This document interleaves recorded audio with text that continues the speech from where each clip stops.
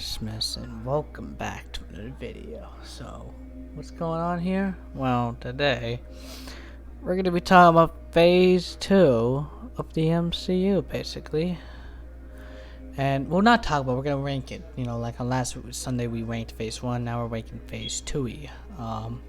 So, yeah, so how's this working? So I'm gonna be ranking the 6 other installments, and I'm also gonna rank them between the installments of Phase 1. As in, we're gonna combine them slowly, combine the ranks, basically. So yeah, let's just get started. We're in the Chapter 2 menu because we were in Chapter 1. Now it's Phase 1, so Chapter 2, Phase 2 makes sense. Okay, let's start off with the 7th installment, or first installment of Phase 1. Phase 2, I meant. Iron Man 3. This was the first film after the Avengers film. And it's actually one of a really important film to watch. Mainly because, and it was also an enjoying film, mainly because it was Christmas. You learn about Tony's nightmares. You have Iron Patriot included. You get you got the Mandarin, well, a fake Mandarin, and what else was there? You had these cool new unique fire people led by Aldrich Killian and such, and yeah, it was a really enjoying film, more enjoying than any other films, to be fair. Probably because I usually like enjoying third installments.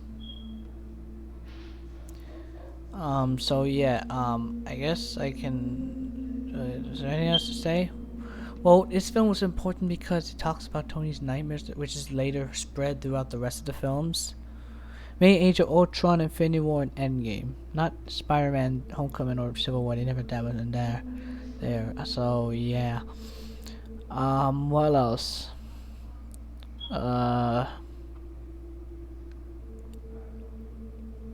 Came out on May 3rd, 2013. It was the start of Phase 2, and nice film to start, you know.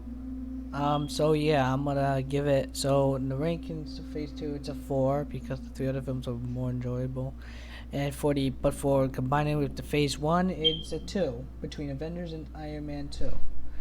So yeah, because I enjoyed this film more than Iron Man 2, because of it's a Christmas film. Yeah, I like Christmas films. I mean, it's coincidence because it's Christmas now. So next up is the 8th installment, or 2nd installment, Thor: The Dark World, that came out November 8th, 2013. This film was also better than the first Thor film. Not everyone else thought that, but to me it was enjoyable. You know, you have the continuation scene in Asgard. It was after the Avengers film. The unique thing about old Phase 2, you have to watch the Avengers film to understand anything that's going on in any of these. For example, this is after them arresting Loki. He is now arrested, and it introduces us to an Infinity Stone, specifically the Reality Stone, called the Ether.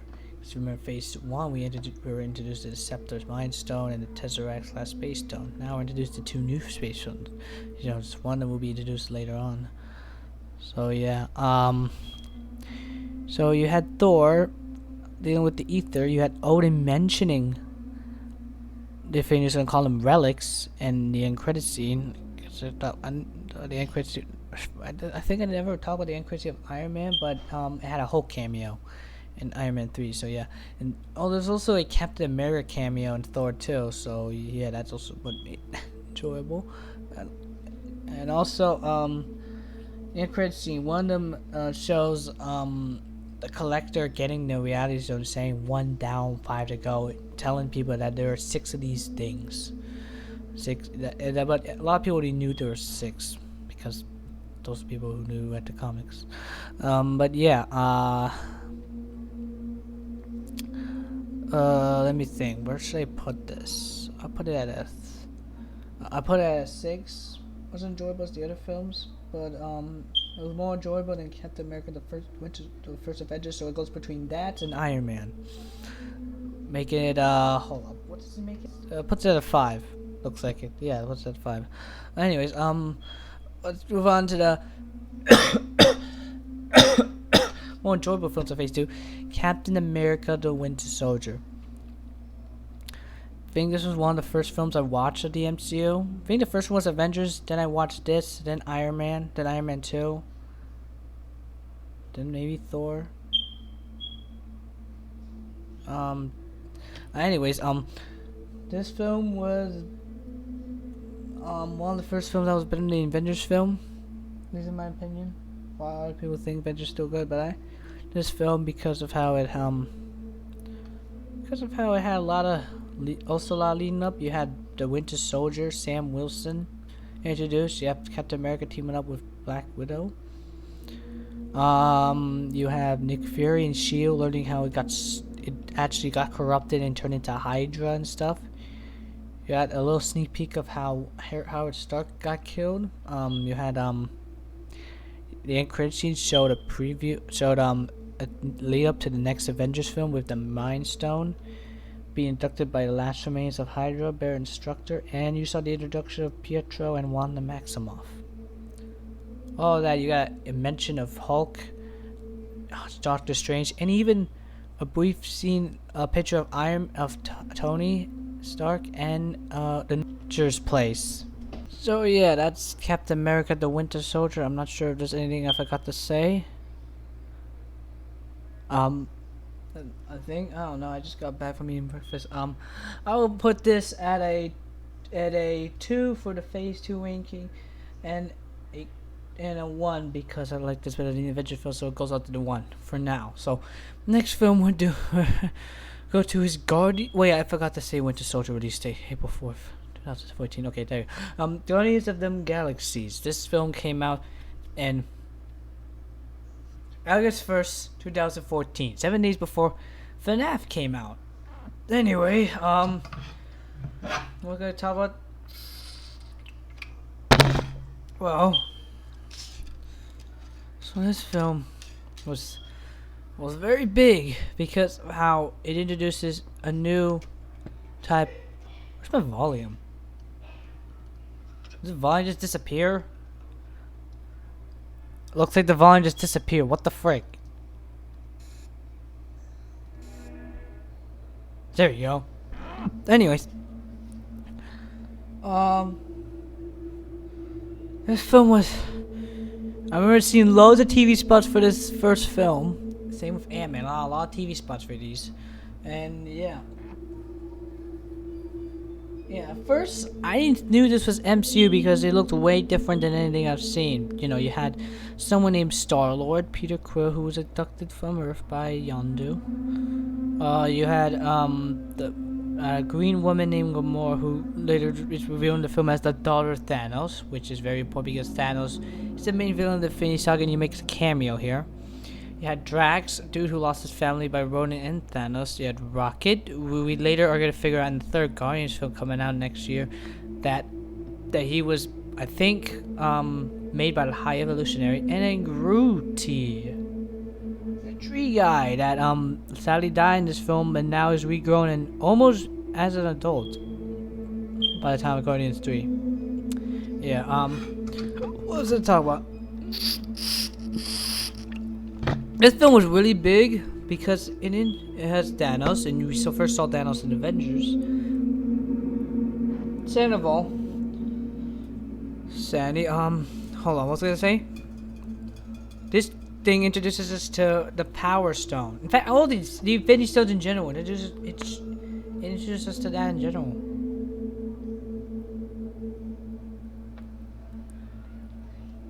And not only that,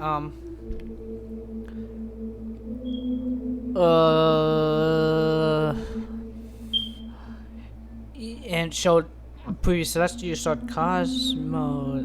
You have Howard the Duck. I think that was his name.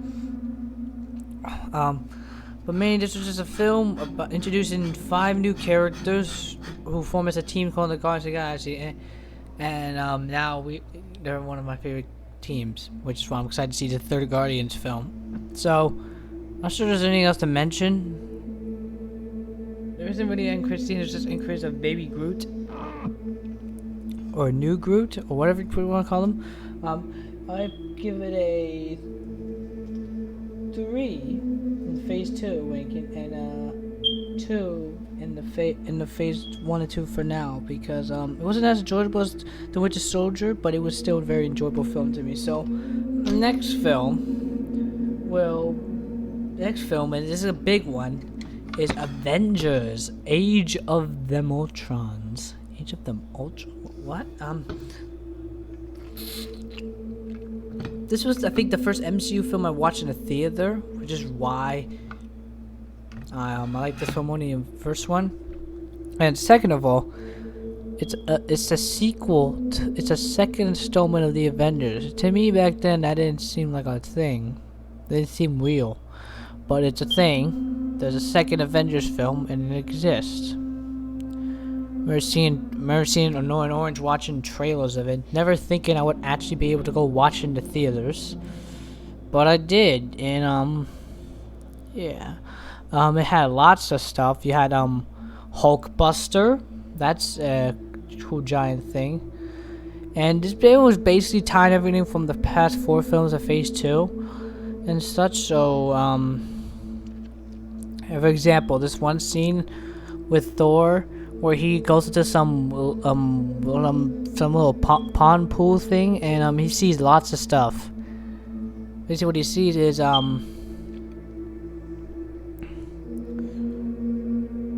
he sees I forgot. Oh, he sees the 4 infinities that we've seen so far in the MCU.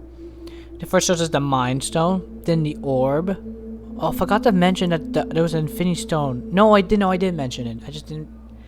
Did I? Yeah, it was something else. The Orb in Guardians of the Galaxy. The Orb, which you learned is Power Stone. But the Power Stone was shown, which is saying why you have to watch Guardians. There's the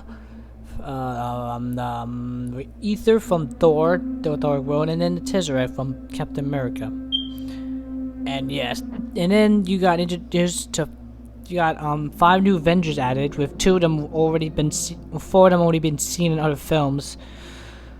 With Rhodey, then then Sam Wilson, then Pietro, who dies in this film, then Wanda, who later becomes the Scarlet Witch in Phase 4, and Vision, who dies in Infinity War. Okay, but yeah, there's that. Is there anything else to say? I think there should be. But yeah, this was a really enjoyable film, a lot bigger than the first Avengers film, in my opinion, because of how saying what you have to deal. Maybe the film happened because of how it went more in depth with Tony's nightmare about after in Avengers 1, and because of that, he made a robot that malfunctioned and turned evil called Ultron. They had to defeat him in an insane battle. Led to the destruction of a country, apparently. Yeah, Sokovia got destroyed. We also got mentions of the Black Panther in Wakanda with someone named Lucy's Claw, who steals vibranium, and Ultron used vibranium on Vision and on himself. Yeah. So I put Age of Ultron a 1 in Phase 2 and a 1 of the Phase 1 and 2. So just a 1. Wait, I didn't even say when it came out. May 1st, 2015. Okay, now we can focus on the last film, Ant-Man. Now, yes, this is the end of Phase 2. I now see why. Because of how it introduces to sub-characters like Ant-Man, who is now going to be really important in the 3rd film, Quantumania with Kang. Not only that, it introduces us to the Quantum Realm. And this thing, Quantum will be later used in Avengers Endgame. Which is why Ant-Man's the last film of Phase 2. And we also got during Age of Ultron they get a new Avengers base. And I think they also got a new Avengers base you see a new Avengers base in the actual one, where it's Stark Tower but turned into Avengers Tower. I don't know if I mentioned that. And then you see this new one that's first seen in Age of Ultron, making you kind of have to watch Age of Ultron to understand that scene there, because then Falcon shows up fighting Ant-Man Ant-Man won the battle, and now Sam Wilson sees Ant-Man as a person that can help them in the future, which we see in the end credit scene is Captain America, Sam, and Bucky all in some random place. I don't remember where, but they knew they were on their own. But Sam Wilson knew about Ant-Man, leading everyone knowing that Ant-Man's gonna show up in Captain America 3, which is the next film called Captain America: Civil War. And we'll talk about that next Sunday when it's 2023. That'll be the Phase 3 ranking. So hope you all enjoy. Please like, subscribe. And wait, I forgot to put in the ranking. Ant-Man's a 5. Wasn't that enjoyable as other films, but still an enjoyable film, which I put it because I'm gonna put it between Iron Man and Thor: The Dark World, making it on 8.